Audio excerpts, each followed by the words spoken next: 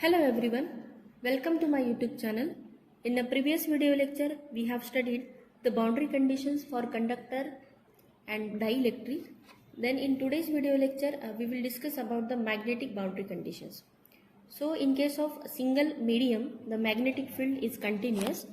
But if we consider two different media, then at the boundary of medium 1 and medium 2, the magnetic field changes rapidly. That means what here? We have to obtain the boundary conditions by considering the normal components and tangential components separately. So for this, consider the two media having permeabilities mu1 and mu2 respectively. So this is the medium 1 having permeability mu1 and this is medium 2, that is for the medium 2, and this is the boundary between two media mu1 and mu2. So first of all, we have to consider the Gaussian surface and closed path which is constructed at the boundary between medium 1 and medium 2. So here let us see how to calculate the normal components. So consider a cylindrical Gaussian surface for that, which is shown in this figure. So here let us consider Bn1 be the average component of B bar normal to the top surface in medium 1, and this Bn2 is the average component of B bar which is normal to this bottom surface in medium 2. Okay, so this is our Bn1 which is normal to the surface of medium 1, and this is Bn2 which is normal to the mu2 media. Okay, so here Bn1 is an outward normal. We can see here this is Bn1 which is having outward direction, so it is positive, and while this Bn1 is inward in direction, or we can say inward normal, so we have to take this as a negative. So we know that according to Gauss law, the total magnetic flux over the closed surface is always 0. So we can write here the statement of Gauss law, that is B bar ds bar is equal to 0. So this is the mathematical equation for Gauss law. So for the cylindrical surface, we have to write in case of top, bottom and side faces. So here we can write B bar ds bar is equal to, for top surface it is B bar ds bar for top. Then again for the bottom surface it is considered as a B bar dot ds bar, and for side it is B bar ds bar is equal to 0. Okay, so this is the Gauss law in terms of top, bottom and side surface. Then if we consider the height of the surface approaching to 0, then the contribution of sides to the surface integral becomes 0. That means if we consider this the height of the cylinder, then it is a negligible height, so that we have to take the height of that cylinder is equal to 0. So that's why here the side and only top part is there. This bottom, or we can say this side component, becomes 0 because here the height of the cylinder is equal to 0. So only top and bottom component will remain. So that's why the equation becomes integration of top B bar ds bar plus integration of bottom surface B bar ds bar is equal to 0.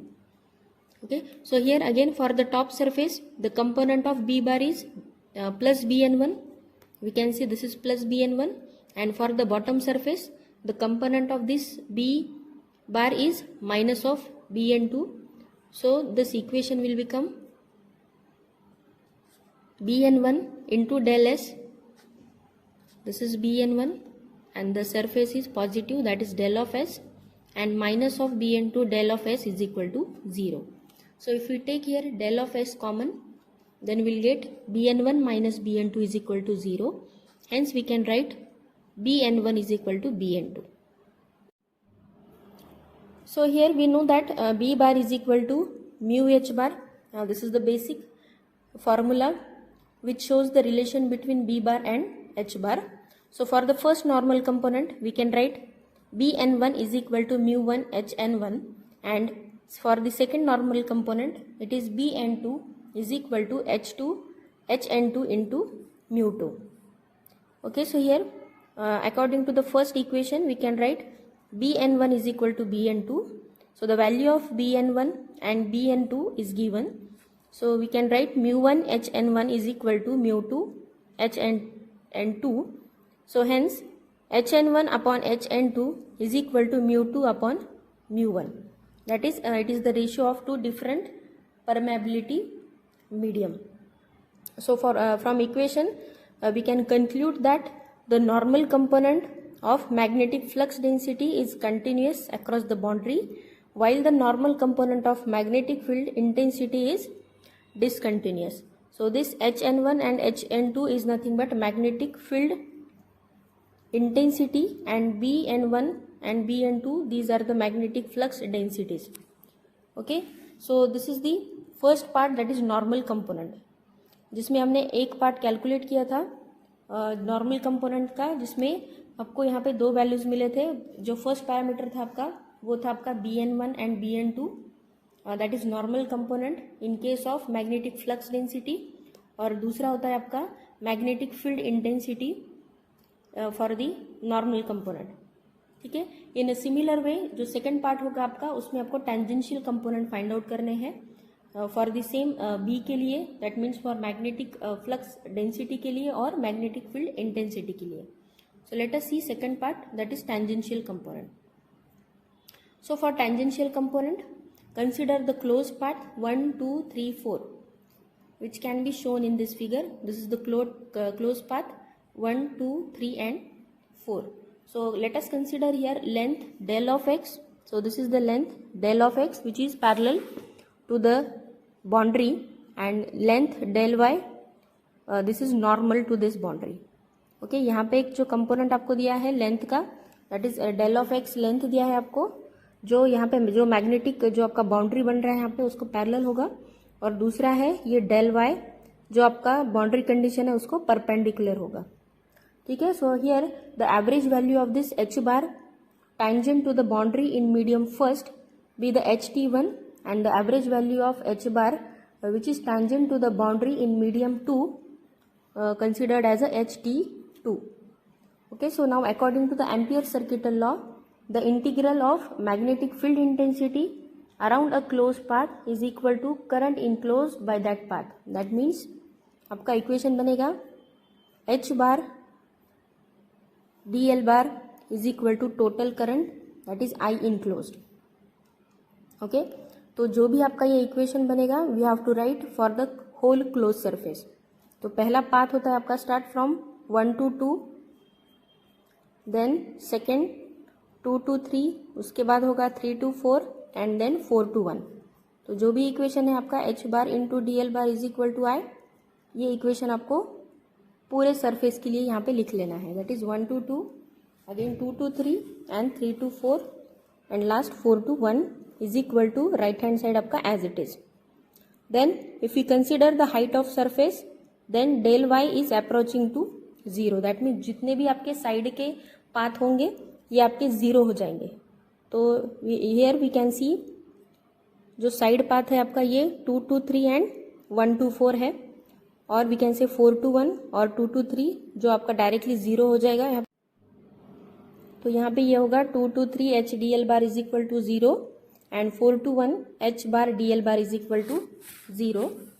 तो उसके बाद जो भी remaining terms होंगे आपके यहाँ पे as it is आ जाएंगे. That is integration 1 to 2 h bar into dl bar plus integration from 3 to 4 h bar into dl bar is equal to I enclosed.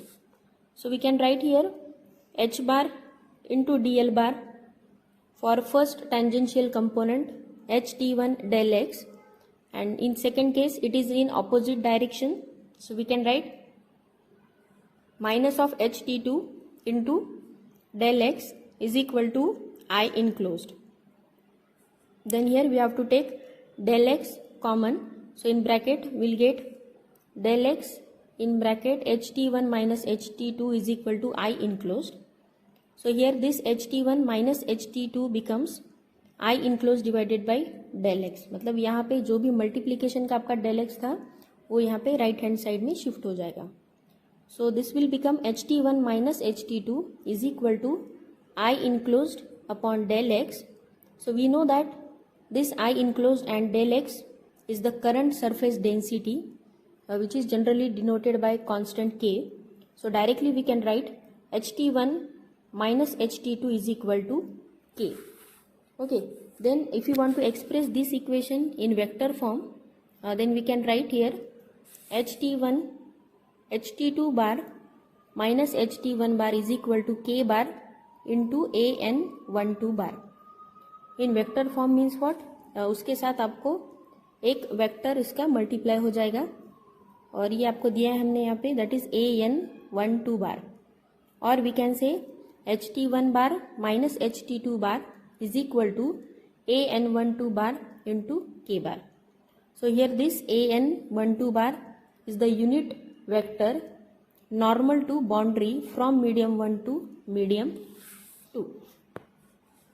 Okay, so here the magnetic flux density B bar is related to H bar as B bar is equal to mu H bar, where this B is nothing but magnetic flux density and H is the magnetic field intensity. Okay, so here we can directly write Bt1 upon mu1. For this here we can write the value of Ht1 from this relation, B1 upon mu1, that is Bt1 upon mu1 minus Bt2 upon mu2 is equal to right hand side one constant term is there, that is equal to K. So the direction are specified as Ht1 bar minus Ht2 bar is equal to an12 bar into K. So this is the again unit vector normal at the boundary directed from medium 1 to medium 2. Next point is Faraday law. We have discussed that a current carrying conductor produces the magnetic field. So in 1831, Faraday observed that the reverse effect is also possible. That is, changing magnetic field produces the current in a closed circuit. So the Faraday stated that the electromotive force, that is EMF, around a closed path is equal to negative of rate of change of magnetic flux enclosed by that path. That is, EMF is equal to minus d phi by dt volt. So this EMF is nothing but electromotive force that arises from changing magnetic field. Phi is the total flux having unit Weber and T is time in second. And this d phi by dt is the time rate of change of magnetic flux. So here for that let us consider one open circuited loop which is shown in this figure. So let us assume that gap in open circuited loop is negligible. So this is the negligible gap. Then the EMF induced in the loop is equal to the EMF producing electric field integrated all the way around the loop. That means EMF is the line integral of electric field intensity over the closed path. We can write EMF is equal to line integral of E bar into dl bar. Now the total magnetic flux is equal to the surface integral of the magnetic flux density. So we can write phi is equal to B bar into ds bar according to this equation. That is, flux density is equal to total flux upon surface area. Hence this total flux phi is equal to flux density into surface area, that is B bar into ds bar. Now after that we know that the first statement is E bar is equal to minus d phi by dt, and here the value of phi is B bar into ds bar. So we have to put this value of phi in first equation, that is E is equal to minus d phi by dt. The value of phi is B bar into ds bar minus d by dt as it is. So now equating this equation we get B bar ds bar into minus d by dt as it is. This is the right hand side as it is, but we know that this EMF can be also write as a line integral of E bar into dl bar. So we can write E bar into dl bar is equal to minus d by dt B bar into ds bar. So consider that the closed path in this case is stationary, so the magnetic flux varies with the time only. That means we can take the partial derivative under the integral sign. So directly we can write line integral of E bar dl bar is equal to surface integral of del by dt into B bar into ds bar. Okay, so we'll consider the different conditions for the open circuited loop. The first condition, the loop is stationary and the magnetic flux density varies with time. Okay, so in figure we can see this is the loop and this is the electric field intensity and magnetic flux density. तो पहला condition आपका ये होगा जिसमें आपका loop stationary होगा but magnetic flux density आपका vary हो जाएगा with respect to time. Then let us see what happened in that case. So in this case, the loop is not varying with respect to time, but the magnetic flux density, that is B bar, varies with the time. So the equation of EMF is same as given by previous. That is EMF is equal to minus surface integral of dou by dou t into B bar into ds bar. So this equation gives induced EMF due to time variation of B bar for the loop which is fixed with respect to the observer. This equation is also called as transformer induction equation because in case of transformer action the voltage is induced in the secondary winding due to the time rate of change of flux. Okay, so this equation is also called as Maxwell equation derived from Faraday's law also. Okay, so in first condition we have to take here the loop stationary and magnetic flux density varies with respect to time. Then after that let us see second condition. In that we have to consider the reverse case, that means the magnetic field is stationary while the loop is moving. So in this case the loop moves with the velocity v bar and the electric field intensity E bar is the cross product of velocity v bar and the magnetic flux density B bar, because we know that the force is equal to Q v bar into B bar. This is actually the formula for the force. Okay, and we know that the electric field intensity is equal to F by Q. So here the value of F is Q v bar into B bar divided by Q, then this Q get cancelled. So the electric field intensity is equal to cross product of V bar and. So since the loop is moving, so this induction is called as motional induction.